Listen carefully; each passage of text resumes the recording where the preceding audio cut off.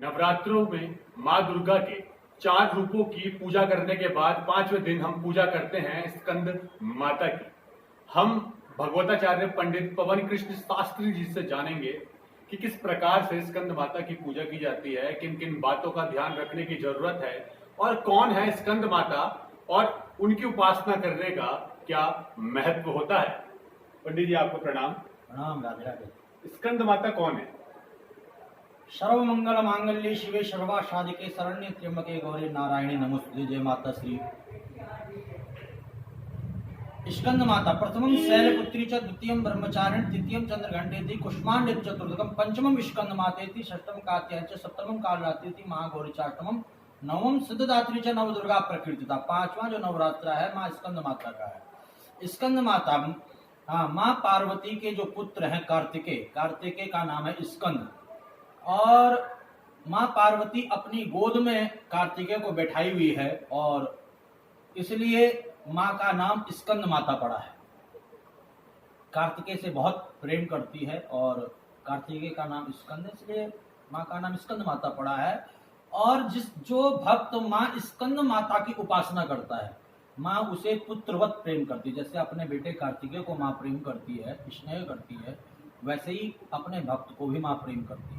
और माँ का जो पूजन का विधान है, जैसे अन्य रूपों का पूजन किया जाता है दूध दही घी शहद शर्करा पंचामृत से, वैसे ही माँ भगवती स्कंद माता का भी पूजन किया जाता है, स्नान कराया जाता है, श्रृंगार किया जाता है, माँ को पुष्प अर्पण किए जाते हैं। और जैसे कि कालिदास, आपने नाम सुना होगा कि कालिदास पहले बड़े अज्ञानी थे, परंतु जब उन्होंने माँ का पूजन किया, स्कंद माता का पूजन किया, तो वो बड़े प्रकांड विद्वान बन गए और उन्होंने रघुवंश, मेघदूत और अनेकों जो है ग्रंथों का और किताबों की जो है रचना की, क्योंकि माँ की उपासना करने से उन्हें ज्ञान की प्राप्ति हुई। तो इसलिए 5वें नवरात्रि के दिन माँ स्कंद माता का पूजन बड़े धैर्य के साथ, बड़े प्रेम के साथ, बड़े विधि विधान के साथ, और सबसे बड़ी बात है भगवान कहता है कि भाव का भूखा हूँ मैं, भाव भी बसार है, और भाव से भज ले मुझे तो भाव से बेड़ा पार है।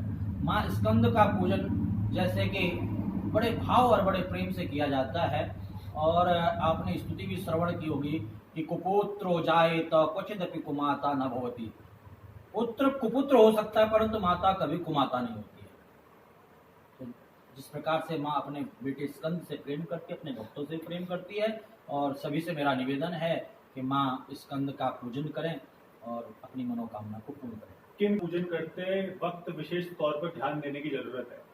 देखिए, प्रत्येक पूजन में आप देवी का कोई भी पूजन कर रहे हैं या किसी भी देवी देवता का पूजन कर रहे हैं, पूजन करते समय मन में काम, क्रोध, मद, लोभ, मोह नहीं आना चाहिए। निर्मत सराणाम सताम, बिल्कुल शांत मन के साथ जो है माँ का पूजन करना चाहिए, देवी देवताओं का पूजन करना चाहिए। जो प्रेम और भाव और समर्पण के साथ भगवान का पूजन, देवी देवताओं का पूजन, माँ स्कंद माता का पूजन करता है, उसी की मनोकामना पूर्ण होती है। अगर मन में कोई विकार आ जाता है तो उस पूजन का कोई लाभ नहीं होता है। सही वक्त कौन सा रहता है पूजन का? पूजन का जो सही वक्त है, प्रातःकाल ब्रह्म मुहूर्त में माँ का पूजन, देवी देवताओं का पूजन किया जाए तो ज़्यादा लाभ प्राप्त होता है।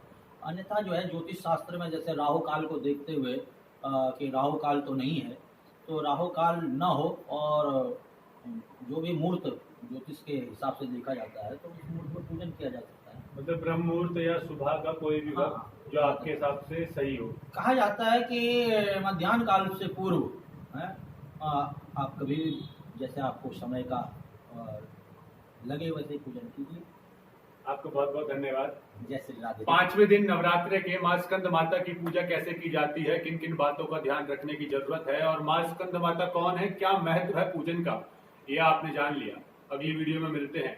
नवरात्रे के दिन यानी नवरात्रे के 6ठे दिन किस तरह से पूजा की जाए, ये सारी जानकारी अगली वीडियो में हम आपको देंगे।